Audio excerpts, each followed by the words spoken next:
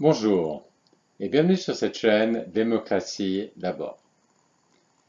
Dans cette vidéo, j'aimerais aborder la question de savoir si dans une démocratie directe, c'est un problème si parfois on doit voter sur des sujets qui n'ont pas beaucoup d'importance, qui n'ont pas beaucoup d'enjeux. Et je vais commencer par présenter trois arguments pertinents pour cette question, trois arguments mineurs. Après quoi, je passerai au point qui me paraît central. Alors, le premier argument est de dire oui, c'est un problème parce que ça coûte. Il faut organiser la votation, et puis si c'est une votation sur un sujet sans enjeu ou avec peu d'enjeux, ça coûte pour rien. Je pense que cet argument est tout à fait secondaire parce que premièrement, ça coûte pas autant qu'on pourrait imaginer. C'est-à-dire que si la plupart du temps, si vous prenez l'exemple de la Suisse, la plupart du temps, euh, vous avez, lorsque vous avez une votation, il y a plusieurs sujets qui sont soumis en même temps. Donc tous les trimestres, il y a une journée de votation et il y a généralement plusieurs sujets qui sont soumis en même temps. Donc s'il y avait un sujet en moins, parce qu'il y a un de ces sujets qui est pas très important, et si on l'éliminait, ça changerait pas beaucoup les coûts, dans le sens que de toute façon il faudrait organiser les urnes, il faudrait organiser le vote par correspondance, tout ça pour les autres questions de toute façon. Donc par exemple pour les votations fédérales, la façon dont ça se présente, c'est qu'il y a une page avec la réponse qu'on donne à toutes les questions, et simplement si on en élimine une, parce qu'elle est jugée pas assez importante, et ben ça fait une question de moins sur la liste. Par exemple, à la votation du 23 septembre 2018, il y a trois questions fédérales. Il y en a une qui, à mon avis, a peu d'enjeux, euh, mais si on l'enlevait, il resterait quand même les deux autres, donc il faudrait quand même organiser la votation pour les deux autres. Je ne suis pas en train de dire que ça ne présente aucun coût, parce qu'évidemment, dans le formulaire officiel, par exemple, s'il y avait eu un sujet en moins, il y aurait un sujet en moins à écrire. Il y a aussi un coût pour les citoyens qui doivent s'informer sur un sujet supplémentaire. Donc je ne suis pas en train de dire qu'il n'y a aucun coût, mais il est plus bas que ce qu'on croit, parce qu'on s'imagine souvent comme s'il y avait la votation que sur ce sujet. Ensuite, un autre argument, c'est de dire, oui, bon, s'il y a des sujets euh, qui ont peu d'enjeux, les gens risquent de ne pas aller voter, parce que si ça a peu d'enjeux, c'est des fois un peu difficile de savoir la balance, est-ce qu'elle penche du côté du oui ou du côté du non, si elle penche pas beaucoup. Et,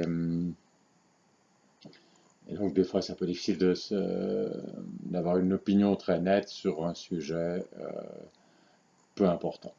Et puis même si on a une opinion, qu'on sait qu'on va voter oui ou qu'on va voter non, si l'enjeu est pas bien grand, on est pour une des deux positions, mais finalement c'est pas très important si c'est l'autre position qui est choisie, c'est pas dramatique non plus. Euh, donc, euh, donc ça peut inciter les gens à ne pas voter, donc ça réduit le taux de participation.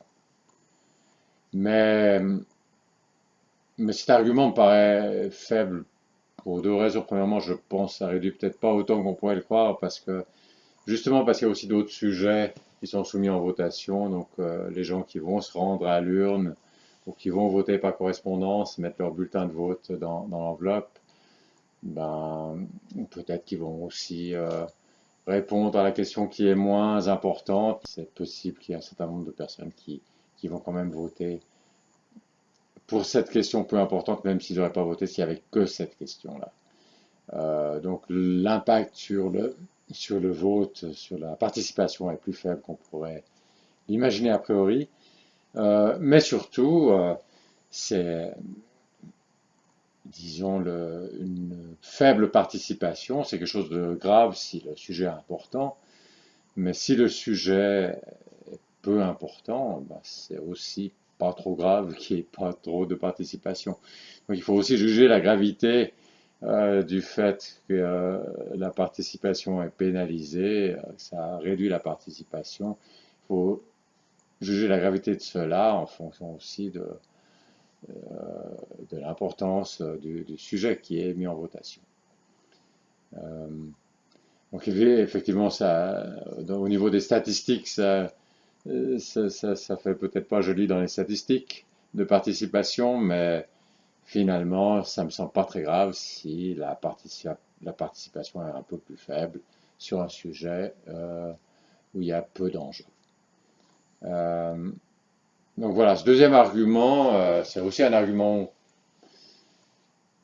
contre le fait de voter sur des sujets qui ont peu d'enjeux, mais c'est aussi un faible argument. Le troisième argument, qui cette fois est pour euh, voter sur ces sujets de faible enjeu, c'est que ça, quand même, dans le processus, il y a une information qui est transmise. Les citoyennes et citoyens vont quand même voter sur ce sujet. Il y a des campagnes. Les gens sont quand même motivés s'ils vont voter euh, pour acquérir cette information. Il y a une sorte de synchronisation, comme pour tous les sujets qui sont soumis à un vote, il y a une sorte de synchronisation des discussions pendant, disons, une période de campagne. Il y aura beaucoup de discussions sur ce sujet, donc beaucoup d'informations reçues par les citoyennes et les citoyens. Donc ça, on peut compter en positif. Mais je pense aussi que c'est un avantage secondaire parce que ben, si le sujet a peu d'ampleur, c'est peu probable que ce que vous appreniez, ces informations que vous acquérez, soient de première importance. Donc c'est probable que les informations que vous acquérez en regardant la campagne sur ce sujet de peu d'ampleur, ce seront aussi des informations qui de peu d'importance. Donc ce troisième argument, il est pour voter sur ces sujets de peu d'ampleur. Euh, mais c'est un argument secondaire comme les deux autres. Donc, là, je viens de citer trois arguments qui sont de faible importance et qui se contrarient. Il y en a deux qui vont dans un sens, un qui va dans l'autre sens.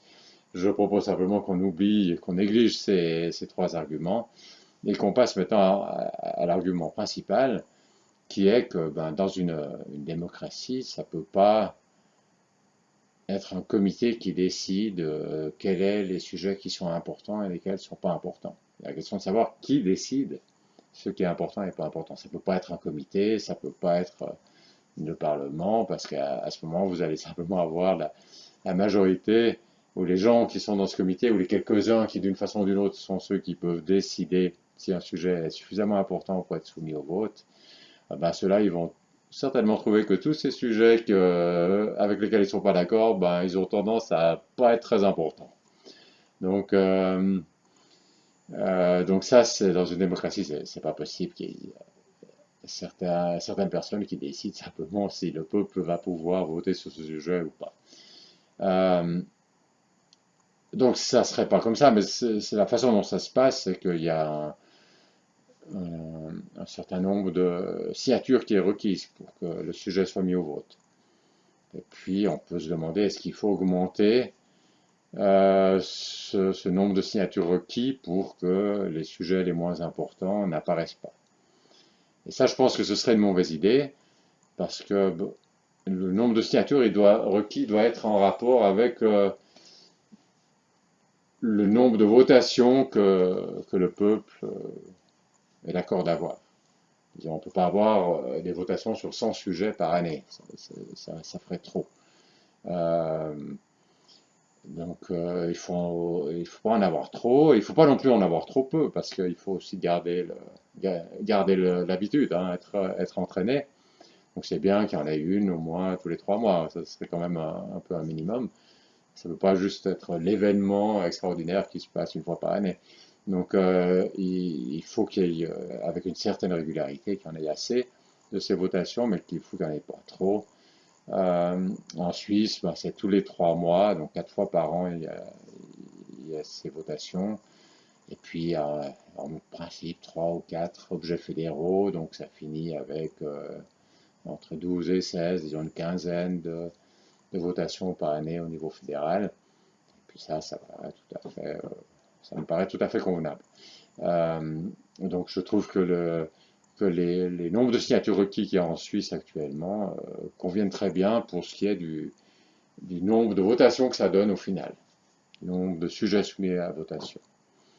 Et puis, il me semble que ce serait faux d'augmenter ce nombre de signatures juste pour qu'il y ait plus de monde qui doivent demander une votation et ainsi éliminer des sujets qui auraient un enjeu moins grand. Je pense que ça serait faux parce que c'est une question de respect des minorités, c'est-à-dire que en Suisse, vous avez 50 000 personnes en 3 mois, ça représente à peu près 1% du corps électoral qui veut faire un veto sur une loi, qui dit cette loi ne me convient pas, je veux que le peuple vote pour dire s'il accepte ou pas cette loi. 1%, eh bien, s'il le demande, eh bien, il y aura la votation. Et puis pour une initiative, là où le peuple propose quelque chose qui n'existe pas encore, là c'est 100 000 en une année et demie, donc on est en train de parler de 2%, c'est une minorité. Et je crois que c'est très bien que une minorité aussi faible puisse demander, puisse faire en sorte qu'un sujet soit soumis en votation populaire et il y ait tous ces débats synchronisés sur le sujet qui aura été mis sur la table, et puis ensuite une décision qui sera prise. Et puis évidemment, c'est pas le 1% qui va décider, ça va être la majorité qui va décider. Mais c'est pas le 1% qui fait la loi. Mais le 1% ou le 2% pour les initiatives aura pu soumettre cette question en votation populaire. Et évidemment, si avec ce 1% ou ce 2%, il y avait tellement de votations qu'on serait submergé, alors je serais aussi pour augmenter le nombre de signatures requises. Mais vu que ce nombre de votations est tout à fait convenable, je trouve que c'est plutôt un plus que ça permette de respecter ainsi les minorités au point que 1% ou 2%, 1% pour le référendum, 2% pour les initiatives du corps électoral suffisent pour mettre un sujet en votation populaire. Donc en résumé, si je reviens à ma question initiale, est-ce que c'est un problème le fait que dans une démocratie directe, parfois on vote sur des sujets qui ont peu d'importance, qui ont peu d'enjeux? Eh bien, je dirais non. J'oublie les 3 premiers arguments qui étaient vraiment de second ordre, mais je dirais non, surtout pour une question de respect des minorités. C'est-à-dire que si le nombre total de votations le permet, alors c'est très bien que une toute petite minorité puisse soumettre un sujet en votation. Et si ça, des fois, ça a comme conséquence que c'est un sujet qui intéresse juste une petite minorité qui a au fond pas tellement d'enjeux, eh bien c'est la vie. Juste une précision, en Suisse, les initiatives ne portent que sur des modifications de la Constitution et le référendum facultatif, donc celui pour lequel il faut réunir des signatures, ne porte que sur des modifications de loi, alors qu'une modification de la Constitution est soumise à un référendum obligatoire. Donc en Suisse, il n'y a pas de référendum d'initiative sur un petit règlement ou des choses comme ça. Donc c'est aussi une façon, disons, de veiller à ce que les questions soumises au vote aient un certain enjeu. Mais je vais peut-être pas ouvrir la discussion dans cette vidéo sur ce sujet-là parce que ça prendrait une vidéo entière de discuter justement. Est-ce que c'est une bonne chose que le droit d'initiative, par exemple, soit limité aux modifications de la Constitution? Est-ce qu'il faudrait pouvoir aussi avoir des droits au niveau législatif ou même plus bas, sachant que le diable parfois se cache dans les détails. Voilà, mais ça ouvrirait tout un nouveau chapitre que je ne veux pas traiter dans cette vidéo. Voilà, j'espère que cette vidéo vous a intéressé. Merci d'avoir suivi et à la prochaine.